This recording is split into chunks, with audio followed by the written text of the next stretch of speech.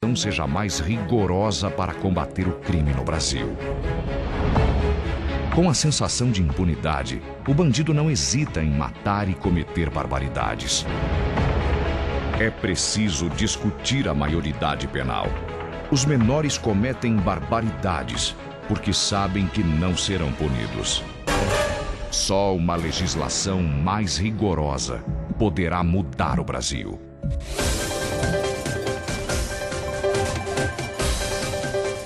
A atual legislação penal brasileira e Estatuto da Criança e do Adolescente favorecem a criminalidade no país. Entrevistado por André Aguiar, o promotor de justiça Rodrigo Merli Antunes defende mais rapidez nas mudanças da lei para coibir a violência. Eu, enquanto era promotor de justiça da infância, todos os dias eu me encontrava com os policiais que apreendiam esses menores e eles me contavam, me confidenciavam: doutor, eles tiram sarro da nossa cara. Eles viram para a gente e dizem, né, fizemos mesmo e amanhã, ou no máximo daqui a 3, 4 meses, eu estou na rua e não vai adiantar nada porque eu sou de menor.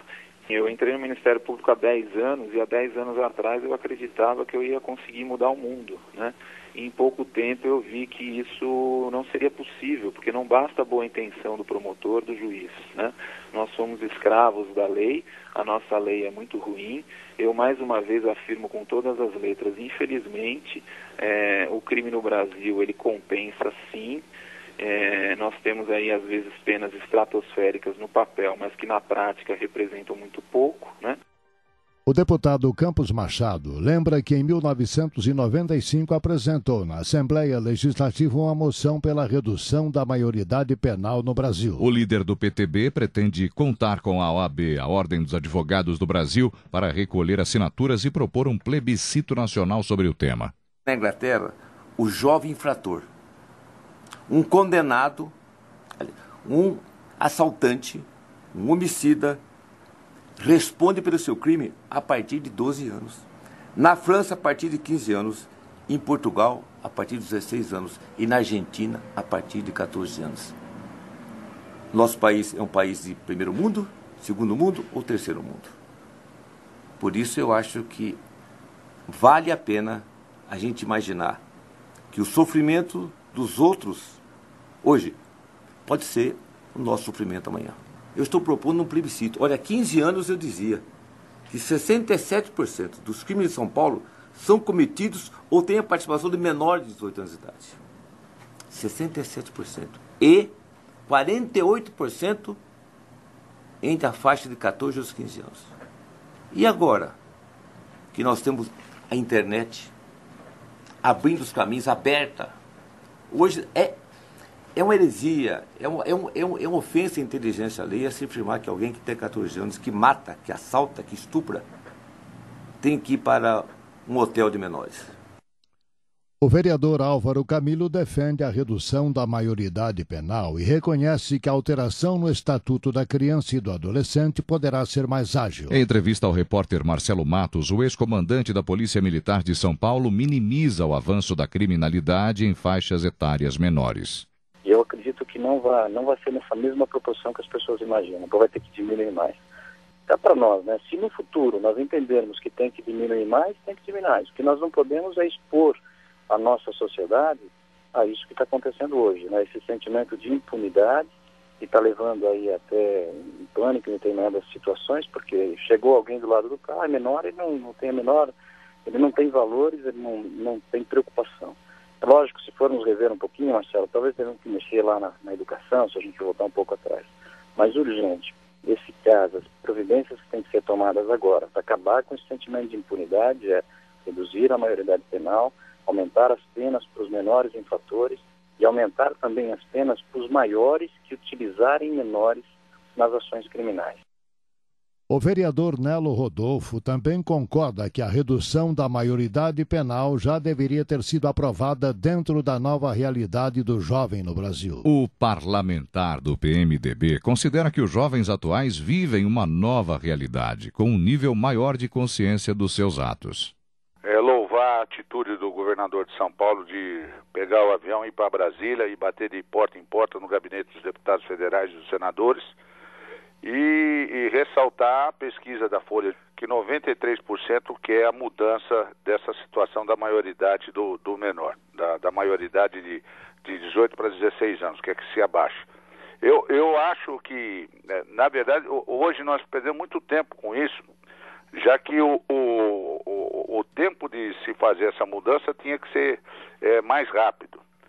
Nos Estados Unidos, por exemplo, você tem presos, são mais de 2.500 jovens, com 12 anos, eles são responsáveis por eles cometerem qualquer tipo de crime, eles são colocados em prisão e alguns cumprem até pena de prisão perpétua.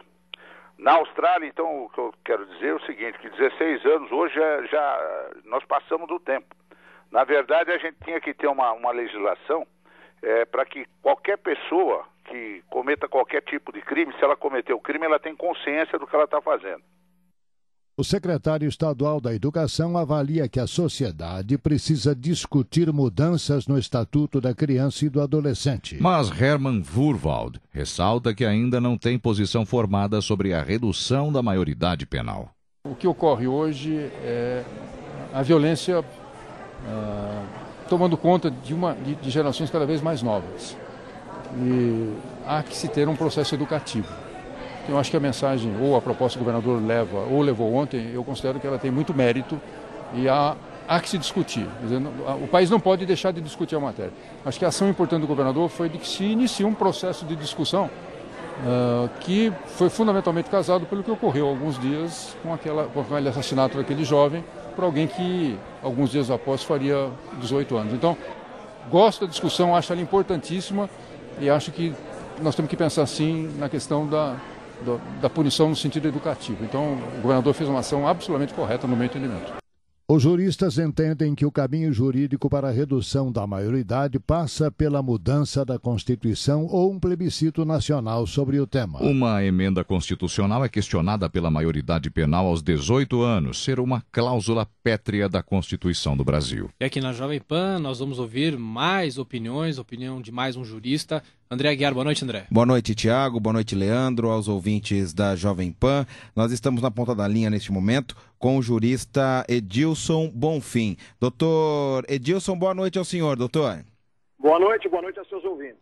Doutor, que avaliação o senhor faz dessa situação, essa discussão neste momento em torno da redução da maioridade penal, do endurecimento do ECA, do Estatuto da Criança e do Adolescente, principalmente em razão aí dos inúmeros crimes que estão sendo cometidos por menores em todo o país, doutor? Bom, primeira coisa, eu acompanhei as entrevistas e a minha crítica ela não tem sentido direcionado, mas ela é uma crítica. Eu não posso admitir que hoje um secretário de Educação, por exemplo, não tenha opinião formada sobre um tema tão relevante. Em que país se vive? É passado o momento de nós sairmos de cima do muro. Temos que ter a coragem de sermos a favor ou contra, mas não ficarmos no murismo dizendo que o debate é salutar. O debate salutar é inerente à democracia. Não vejo vantagem alguma em dizer que o debate é salutar. É característica do nosso regime. Eu quero saber se nós somos favoráveis ou contra e vamos assumir a nossa posição. Eu sou francamente favorável e faço um estudo sério da criminalidade e do direito penal há mais de 30 anos no país. Este debate é um debate vencido no exterior desde 1958, no Congresso Internacional de Direito Penal em Roma. Se recomenda a fixação da maioridade penal em 16 anos. Nós cometemos a bobagem de colocar como uma cláusula constitucional, artigo 228, engessando a possibilidade de dar uma resposta mais pronta à sociedade brasileira. Colocamos uma proteção, uma cláusula protetiva de que só poderia se punir a partir dos 18 anos. Isso nos obriga hoje a uma emenda constitucional, que é algo extremamente difícil de ser feito. Difícil, mas não impossível. Será 10 vezes mais difícil e quase impossível se nós, os cidadãos, não tivermos a coragem de externar o nosso posicionamento. Quantos cadáveres serão necessários ainda serem acumulados nas ruas?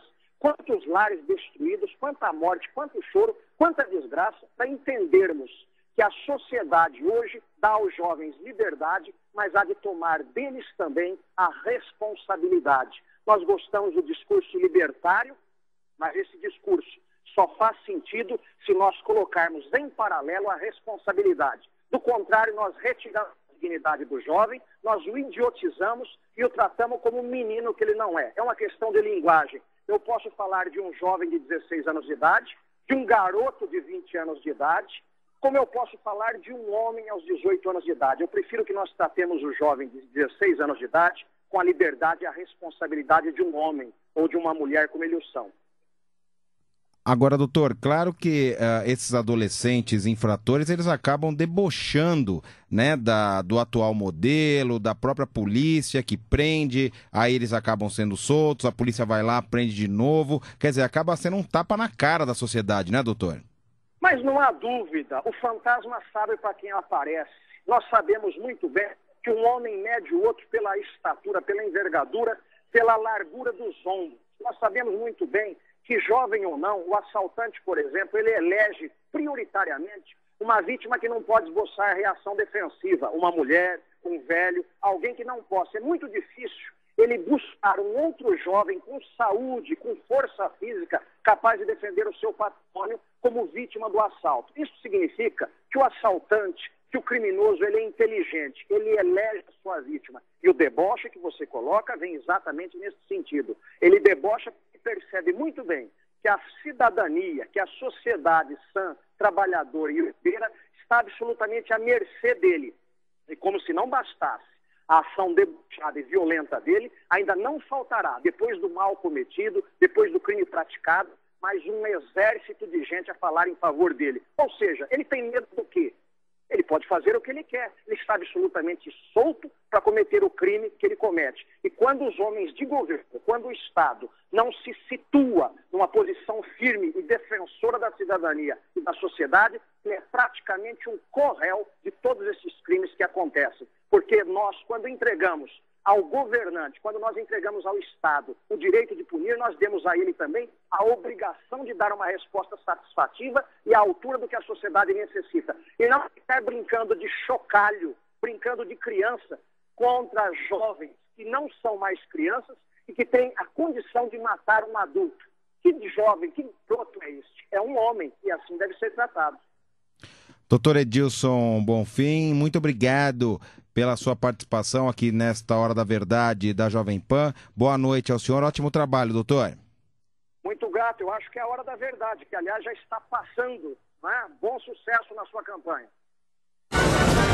Só uma legislação mais rigorosa poderá mudar o Brasil. 18h48. Repita. 18h48. Hora da Verdade. Rede Jovem Pan Sat. Chega às bancas a nova edição da revista Goer Gastronomia. O polêmico chefe Eric Jacan dispara. Está cada vez mais difícil ser empresário de gastronomia neste país. Saiba como Andréa Conte e Alain Esperro construíram um império alimentício em Moema. Conheça os restaurantes preferidos dos grandes chefes de cozinha da cidade. Degustamos às cegas 38 vinhos brancos Riesling. Conheça os melhores. Revista Goer Gastronomia. Já nas bancas. E vem aí o concurso que vai eleger os melhores da gastronomia de 2013. Ainda bem que tem. Seu smartphone com imposto reduzido já está nas Lojas 100. É a sua chance. Nas Lojas 100 você tem smartphones com imposto reduzido e preço muito mais baixo. E só nas Lojas 100 você compra smartphones com a melhor condição do mercado. É o seu smartphone com imposto reduzido, crédito super facilitado e os melhores planos do mercado. Aproveite! Smartphones com imposto reduzido e preço muito mais baixo é nas Lojas